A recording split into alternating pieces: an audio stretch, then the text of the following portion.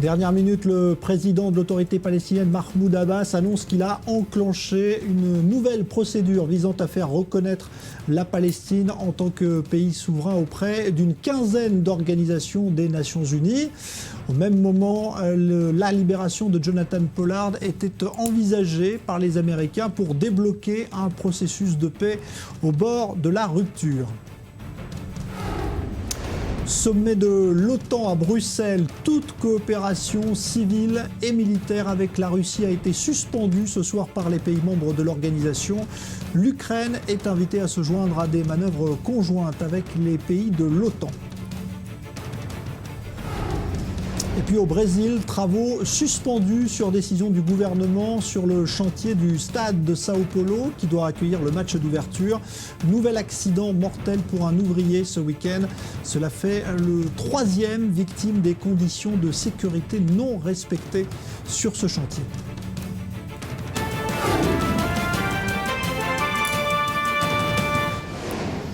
Le débat du Grand Direct, on avait prévu d'évoquer ce soir la menace nord-coréenne, menace nucléaire de la Corée du Nord. Faut-il avoir peur? Mais l'actualité nous oblige quand même à évoquer ce qui se passe évidemment au Proche-Orient et notamment la décision de l'autorité palestinienne dont on vient de parler. On en parle avec Emmanuel Navon. Bonsoir, professeur de relations internationales à l'université de Tel Aviv, et Maurice Ifergan, rédacteur en chef sur i24 News. Bonsoir. Alors, un mot d'abord sur cette décision que Mahmoud Abbas a annoncée à l'instant lors d'une réunion de l'OLP à Ramallah. Est-ce que pour vous il fait monter la pression ou est-ce qu'il y a vraiment une démarche là des Palestiniens de se mettre en dehors du processus de négociation entamé il y a 9 mois avec les Américains? Ça a toujours fait partie de la stratégie de l'autorité palestinienne de menacer, entre guillemets, de prendre des mesures unilatérales à l'ONU pour faire pression sur Israël dans les négociations. Je vous rappelle que l'une des conditions de la reprise des négociations, c'était que l'autorité palestinienne s'était engagée pendant la durée des négociations à ne pas entreprendre de mesures unilatérales à l'ONU. Et l'un des porte-parole de Abbas a récemment déclaré ouvertement que le statut obtenu par l'autorité palestinienne à l'ONU en 2012 et la menace de devoir recours à la Cour internationale pénale était un moyen de faire pression sur Israël. Maintenant, mon opinion, évidemment, est que cette pression, c'est un coup d'épée dans l'eau. Si on aura le temps d'en parler, je pourrais expliquer pourquoi c'est une pression, c'est une menace complètement vide, mais cela fait partie très clairement de la stratégie de l'autorité palestinienne. Mais il y a une cassure, à votre avis, ou pas ce soir, Maurice Ifergan, dans ce processus de paix? Je ne pense pas, non, je ne pense pas. Je pense que Mahmoud Abbas nous rappelle que nous sommes au Proche-Orient. Si Israël n'a pas libéré le dernier contingent, le 4e contingent de prisonniers, alors il ne s'est pas adressé à toutes les instances internationales. Il en a choisi 15 pour dire, regardez, si vous ne libérez pas, moi aussi je m'adresse, je suis libre de mes engagements. Et il y a là en fait un marchandage, je crois, auquel on assiste et qui va finir peut-être par un accord, je ne sais pas, mais en attendant, on est en plein marchandage. Ouais. Alors vous disiez justement que ces demandes d'adhésion des Palestiniens ne valent rien. C'est-à-dire quoi? Il faudrait qu'Israël reconnaisse d'abord un État palestinien pour que ce soit valable? C'est ça la... Encore une fois, depuis la signature des accords d'Oslo et depuis que le processus d'Oslo est rentré dans des difficultés, l'autorité palestinienne a menacé, entre guillemets, à plusieurs reprises de faire une déclaration unilatérale d'indépendance et de se faire accepter à l'ONU. Or, cela a déjà eu lieu en 1988. Il y a eu la déclaration d'indépendance d'Arafat à Alger et en 1988, l'Assemblée générale des Nations unies a reconnu, entre guillemets, l'État de Palestine. Donc ce n'est pas nouveau. Plus récemment, en novembre 2011, le soi-disant État de Palestine est devenu membre de l'UNESCO. En novembre 2012, l'Assemblée générale des Nations unies a reconnu, entre guillemets, l'État de Palestine comme État observateur aux Nations unies. Donc il n'y a là rien de nouveau. La seule nouveauté, effectivement, c'est que ce que menace, entre guillemets, l'autorité palestinienne, c'est d'utiliser son statut qui lui a été accordé en novembre 2012 à l'Assemblée générale pour avoir recours à la Cour internationale de justice. Or, Israël n'est pas membre de la Cour internationale de justice. La Cour internationale de justice ne peut agir que dans les pays membres et la Palestine n'est pas un État membre. Et par ailleurs, si Israël également voulait jouer ce jeu, elle pourrait le faire en devenant membre de la Cour internationale pénale. et poursuivre également le soi-disant État de Palestine pour ses crimes, par exemple, de viser directement les civils palestiniens en provenance du Hamas ou son incitation à la haine dans les médias palestiniens. Donc c'est une arme à double tranchant qui peut se retourner également contre l'autorité palestinienne. Ça veut dire, vous pensez que Mahmoud Abbas n'est pas sérieux dans sa démarche, ou au contraire qu'il cherche simplement à gagner du temps et à marchander? Parce qu'après tout, il aurait pu dire je veux 60 demandes d'adhésion à des organisations. Pourquoi pas la totalité? Pourquoi 14, 15? On ne sait pas trop d'ailleurs le nombre. Non, il a fait une demande d'adhésion aux différentes agences des Nations Unies. Comme j'ai rappelé, l'autorité palestinienne, ou le soi-disant État palestinien, est déjà membre de l'UNESCO. Il y a plusieurs dizaines d'agences des Nations Unies, qu'il s'agisse de l'Agence internationale de l'aviation, de la météorologie, etc. Je pense que si l'autorité palestinienne devient membre de l'Agence des Nations Unies sur la météorologie, cela ne changera pas grand-chose au Proche-Orient. C'est une rupture de l'accord passé il y a 9 mois avec les Américains, où les Palestiniens s'étaient engagés. Très clairement, mais ce que je veux dire par là, c'est que c'est une rupture de l'accord passé, ce qui n'est pas nouveau, comme vous l'avez dit, nous sommes au Proche-Orient. Mais j'affirme qu'il s'agit d'une menace vide, sans conséquences réelles, même dans le cas où l'autorité palestinienne utiliserait la Cour internationale pénale. Enfin, l'État d'Israël prend quand même cette menace au sérieux, puisqu'il met comme condition que les Palestiniens ne s'adressent pas aux instances internationales. Donc c'est quand même une menace pour Israël. Même si vous dites qu'elle n'est pas prise, qu'elle n'est pas très sérieuse, ça reste une menace. Sinon, pourquoi poser ça comme condition? Je pense qu'Israël commet une erreur en prenant cette menace au sérieux. Je précise ma position. Ouais. Alors un mot, parce que tout semblait être prêt de se débloquer. Depuis hier, on disait, les Américains sont venus avec la proposition de libérer Pollard, au passage qui lui aujourd'hui a refusé d'être entendu par la commission de liberté sur parole du pénitencier où il est incarcéré aux États-Unis. Il a fait annuler cette audition, donc on ne sait pas trop ce que ça veut dire aussi. Est-ce que pour vous, cette proposition américaine était suffisante, les Israéliens libérés en échange des prisonniers palestiniens, et le processus de paix continuait? Les Palestiniens, apparemment, ne voudraient pas de cette proposition. Comment vous interprétez tout ça? Les Palestiniens font du marchandage.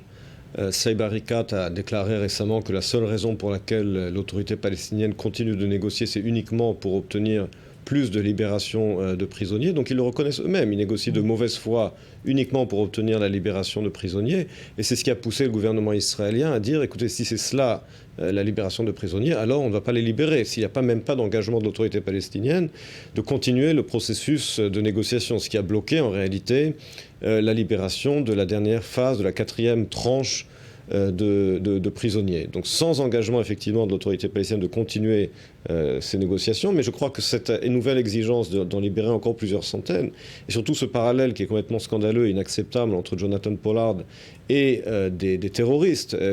Jonathan Pollard n'a tué personne, il n'a pas assassiné des femmes et des enfants, il a espionné entre guillemets pour un pays ami, a subi une peine sans aucune proportion et sans aucun précédent dans l'histoire judiciaire des États-Unis. On ne peut pas mettre cela sur le même plan que des assassins, des meurtriers. C'est pour ça que je pense qu'il est assez immoral d'envisager la libération de Pollard dans le cadre d'une négociation israélo-palestinienne, parce que ça ne tient pas debout. Je veux dire, effectivement, les Palestiniens ont tout de suite dit, alors si on libère Pollard, vous libérez Barghouti. Cela dit, là encore, ça ne me paraît pas très sérieux, parce que Barghouti, il faut le savoir, c'est l'ennemi de Mahmoud Abbas, c'est le rival de Mahmoud Abbas. Donc il ne va pas faire libérer celui qui demain va prendre sa place. Alors on reparlera de tout ça évidemment, l'actualité commandée, qu'on en dise un mot parce que ça s'est passé encore une fois ce soir, mais on va y revenir. On recevra d'ailleurs dans quelques minutes dans le grand direct le président de l'association pour la libération de Jonathan Pollard en Israël, mais on avait prévu d'évoquer aussi la menace nucléaire de la Corée du Nord sur le monde aujourd'hui, puisque les Nord-Coréens ont déclaré cette semaine qu'ils se réservaient le droit d'effectuer un nouvel essai nucléaire. Ça fait peur, dit comme ça. Emmanuel Nabon, est-ce que pour vous, quand on parle de l'Iran, on dit c'est peut-être une menace vraiment importante. Est-ce que la Corée du Nord, vous dites aussi, c'est une menace importante, peut-être pas pour Israël, mais pour le monde aujourd'hui, est-ce que c'est une puissance nucléaire qui doit faire peur? Je crois que ce qui doit faire peur, surtout, c'est le précédent et nous faire comprendre comment l'Occident, comment les États-Unis ont complètement échoué avec leur stratégie diplomatique vis-à-vis de la Corée du Nord et d'en tirer les conclusions et les conséquences sur le dossier iranien. Parce que je vous rappelle qu'en 2005, les États-Unis et la Corée du Nord étaient arrivés à un accord de principe de négociation, qu'à l'époque, le New York Times avait déclaré haut et fort que c'était la victoire de la diplomatie, et un an plus tard, la Corée du Nord a fait exploser sa première bombe atomique. Donc ce qui doit faire peur, ou ce qui doit faire réfléchir en tout cas, c'est ce précédent qui a prouvé par A plus B l'échec de la stratégie diplomatique américaine et occidentale vis-à-vis de la Corée, et dans le cas de la Corée du Nord également de la Chine, parce que la Chine avait sa part de responsabilité dans cet échec, et d'en tirer les conséquences sur le dossier iranien. Ouais. Moi, je crois que ce qui doit nous faire peur, ce n'est pas cette nouvelle menace d'effectuer un essai nucléaire, puisqu'il y en a déjà eu 3, en 2006, en 2009 et en 2013. C'est effectivement, là on est d'accord, c'est le précédent, je veux dire, mais le précédent pas uniquement vers l'Iran. Ce n'est pas Téhéran qui là pose un problème, parce que justement, il y a des négociations qui ont été ouvertes. Le précédent, c'est de voir d'autres pays suivre la même voie. On pense à l'Arabie Saoudite, qui est le pays déçu par les États-Unis et qui un jour pourrait aller vers une nucléarisation. C'est évident, ils prévoient d'avoir, je crois, c'est 60 centrales d'ici 2030. Je veux dire, c'est pas rien. Et je crois que l'Arabie Saoudite pourrait être poussée par la diplomatie américaine à se tourner vers le nucléaire pour faire face au nucléaire chiite iranien. Ouais. Justement, est-ce qu'il est possible qu'il y ait une sorte d'axe du mal nucléaire qui se dessine entre Pyongyang et Téhéran? C'est une hypothèse qui est envisagée. Parfois, on dit que des chercheurs nord-coréens travaillent avec les Iraniens. C'est possible?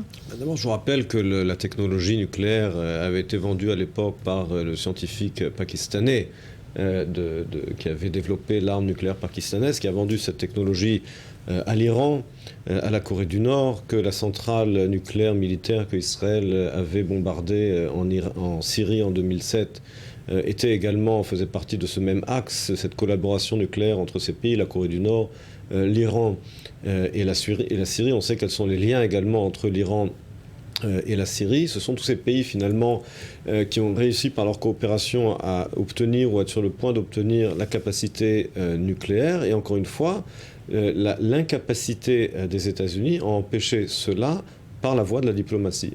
Ouais.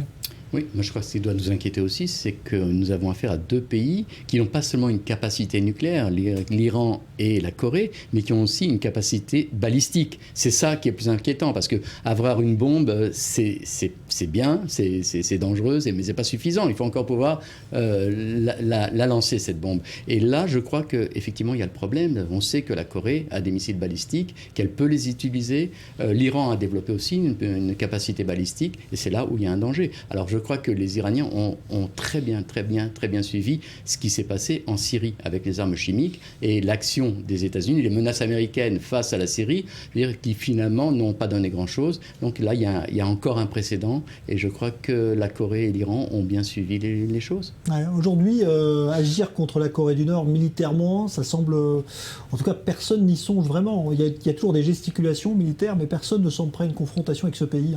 Il faut bien comprendre que la Corée du Nord est le dernier bastion d'un stalinisme démentiel qui ne menace pas véritablement ses voisins de la même manière que l'Iran menace la région. Et donc, aujourd'hui, aussi bien la Chine que les États-Unis, que le Japon, effectivement, considèrent que la Corée du Nord est potentiellement dangereuse, mais d'un autre côté, c'est un pays qui est en tel effondrement économique qu'il est vrai qu'il y a l'irrationalité du dirigeant nord-coréen qui récemment a obligé tous ces sujets à avoir la même coiffure que lui, entre autres. Ce qui n'est pas un cadeau. Ce qui n'est pas un cadeau, effectivement.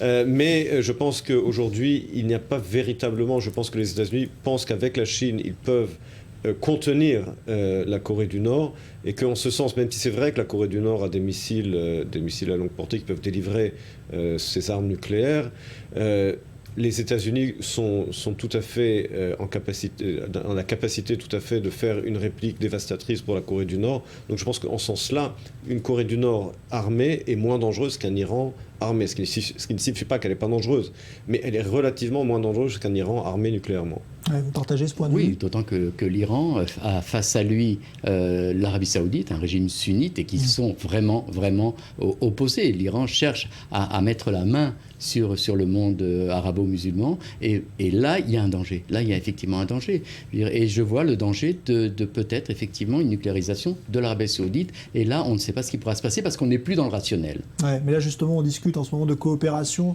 entre Israël et les pays du Golfe via les États-Unis. C'est une nouvelle stratégie, on va dire, géopolitique qui se met en place. Est-ce qu'Israël doit avoir peur aussi d'autres pays qui pourraient se nucléariser dans le Golfe, ou est-ce que c'est vraiment l'Iran qui est le danger aujourd'hui?